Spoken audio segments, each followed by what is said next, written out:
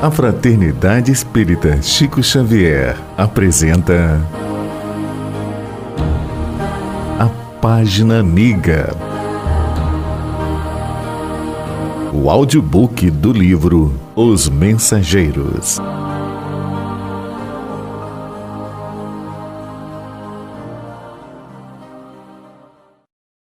Capítulo 7. A queda de Otávio. A ausência de Aniceto deu ensejo a palestras interessantes. Formaram-se grupos de conversação amiga. Impressionado com as senhoras que haviam solicitado providência para Otávio, pedi a Vicente me apresentasse a elas, não que me movesse curiosidade menos digna, mas desejo de alcançar novos valores educativos sob a tarefa mediúnica que a palavra de Telésforo me fizera sentir em tons diferentes. O amigo atendeu de boamente. Em breves momentos não me achava tão só à frente das irmãs Isaura e Isabel, mas do próprio Otávio, um pálido senhor que aparentava 40 anos.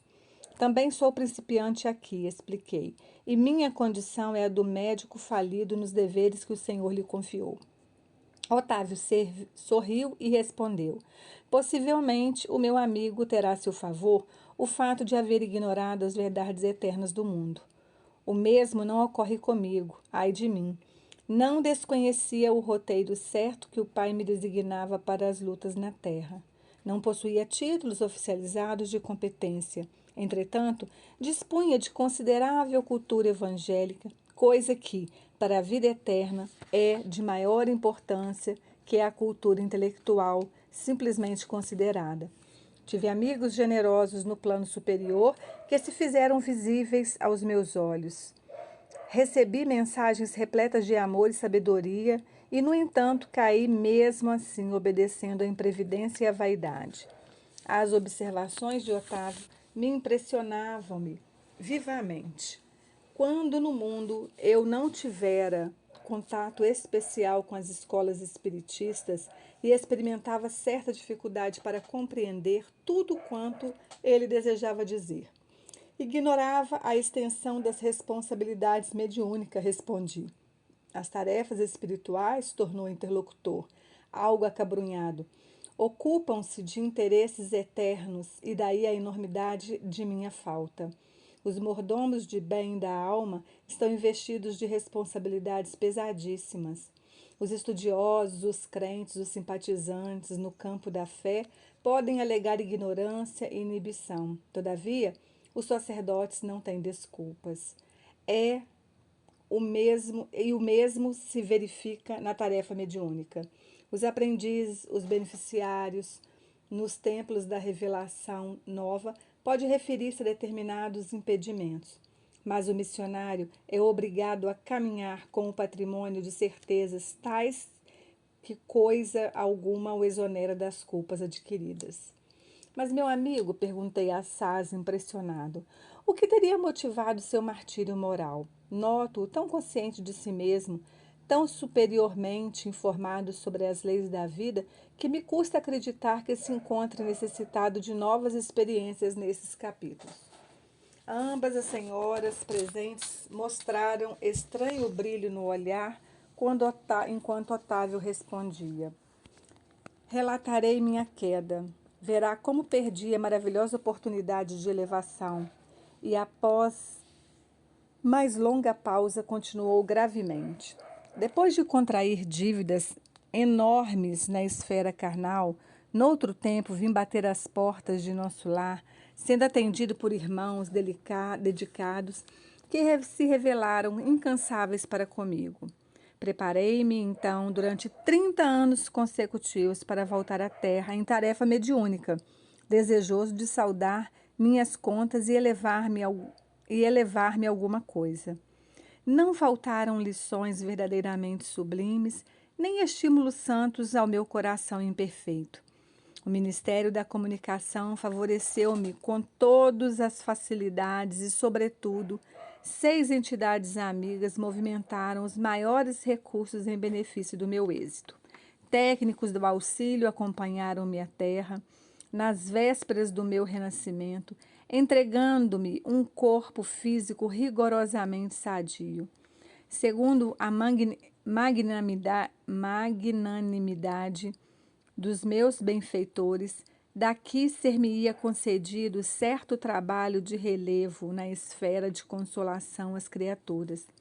Permaneceria junto das falanges de colaboradores encarregados do Brasil, animando-lhes os esforços e atendendo a irmãos outros, ignorantes, perturbados ou infelizes. O matrimônio não deveria entrar na linha de minhas cogitações. Não que o casamento possa colidir com o êxito da mediunidade, mas porque meu caso particular assim exigia. Nada obstante, solteiro, deveria receber aos 20 anos os 6 amigos que muito trabalharam por mim em nosso lar, os quais chegariam ao meu círculo como órfãos. Meu débito para com essas entidades tornou-se muito grande e a providência não só constituiria agradável resgate para mim, como também garantia de triunfo pelo serviço de assistência a elas, o que me preservaria o coração de leviandades e vacilações, porquanto o ganha-pão laborioso me compeliria a não ceder a sugestões inferiores nos domínios dos sexos e das ambientações incontidas. Ficou assentado também que minhas atividades novas começariam com muitos sacrifícios para que o possível carinho de outrem não amolecesse a minha fibra de realização e para que se não escravizasse minha tarefa às situações caprichosas do mundo distante dos desígnios de Jesus, e, sobretudo, para que fosse mantida a impessoalidade do serviço. Mais tarde, então, com o correr dos anos de edificação, me enviariam de nosso lar socorros materiais cada vez maiores à medida que fosse testemunhando renúncia de mim mesmo, desprendimento das posses efêmeras, desinteresse pela remuneração dos sentidos, de maneira a intensificar progressivamente a semeadura de amor confiada às minhas mãos. Otávio, tudo combinado, voltei não só prometendo fidelidade aos meus instrutores, como também hipotecando a certeza do meu devotamento a 6 entidades amigas a quem muito devo até agora. Otávio, nesse momento, fez uma pausa mais longa, suspirou profundamente e prosseguiu. Mas ai de mim, que olvidei todos os compromissos. Os benfeitores de nosso lar localizaram-me ao lado de verdadeira serva de Jesus. Minha mãe era espiritista, cristã, desde moça, não obstante as tendências materialistas de meu pai, que era, todavia, um homem de bem. Aos 13 anos, fiquei órfão de mãe e aos 15 começaram para mim os primeiros chamados da esfera superior. Por essa ocasião, meu pai contraiu segundas núpcias e, apesar da bondade e cooperação que a madrasta me oferecia, eu me colocava num plano de falsa superioridade a respeito dela. Em vão, minha genitora endereçou do invisível apelos sagrados ao meu coração. Eu vivia revoltado entre queixas e lamentações descabidas. Meus parentes conduziram-me a um grupo espiritista de excelente orientação evangélica, onde minhas faculdades poderiam ser postas a serviço dos necessitados e sofredores. Entretanto, faltava-me qualidades de trabalhador e companheiro fiel. Minha negação em matéria de confiança nos orientadores espirituais e acentuado pendor para a crítica dos atos alheios compeliram a desagradável estacionamento. Os beneméritos amigos do invisível estimulavam-me ao serviço, mas eu duvidava deles com a minha vaidade doentia.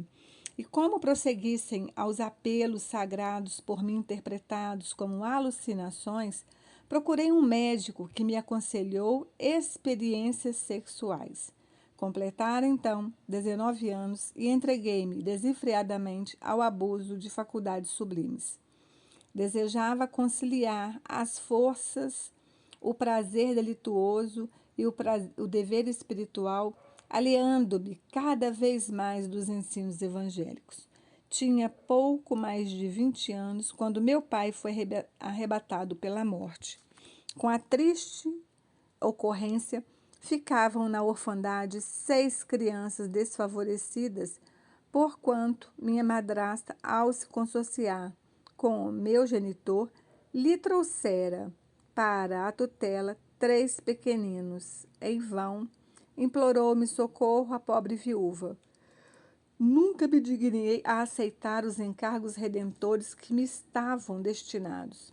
Após 2 anos de segunda viuvez, minha desventurada madrasta foi recolhida a um leprosário. Afastei-me então dos pequenos órfãos, tomado de horror. Abandonei-os definitivamente, sem refletir, que lançava meus credores generosos de nosso lar a destino incerto. Em seguida, dando largas à ociosidade, cometi uma ação menos digna e fui obrigado a casar-me pela violência. Mesmo assim, porém, persistiam os chamados do invisível, revelando-me a inesgotável misericórdia do Altíssimo. Contudo, à medida que olvidava meus deveres, toda tentativa de realização espiritual figurava-se-me mais difícil. E continuou a tragédia que inventei para o meu próprio tormento. A esposa a que me ligara, tão somente por apetites inconfessáveis, era criatura muito inferior à minha condição espiritual e atraiu uma entidade monstruosa em ligação com ela para tomar o papel de meu filho. Releguei à rua 6 carinhosas crianças cuja convivência concorreria decisivamente para a minha segurança moral, mas a companheira e o filho, ao que me pareceu, incumbiram-se da vingança. Atormentaram-me ambos até o fim da existência. Quando para aqui regressei, mal tendo completado 40 anos, roído pela sífilis, pelo álcool e pelos desgostos, sem nada haver feito para o meu futuro eterno, sem construir coisa alguma no terreno do bem. Enxugou os olhos úmidos e concluiu: como vê, realizei todos os meus condenáveis desejos, menos os desejos de Deus. Foi por isso que fali, agravando antigos débitos. Nesse instante, calou-se como se alguma coisa invisível lhe constrangisse a garganta. Abracei-o com simpatia fraternal, ansioso de proporcionar-lhe o estímulo do coração, mas Dona Isaura aproximou-se mais e acariciou-lhe a fonte e falou: não chores, filho. Jesus não nos falta com a bênção do tempo. Tem calma e coragem. Identificando-lhe o carinho, meditei na bondade divina que faz ecoar o cântico sublime do amor de mãe, mesmo nas regiões de além-morte.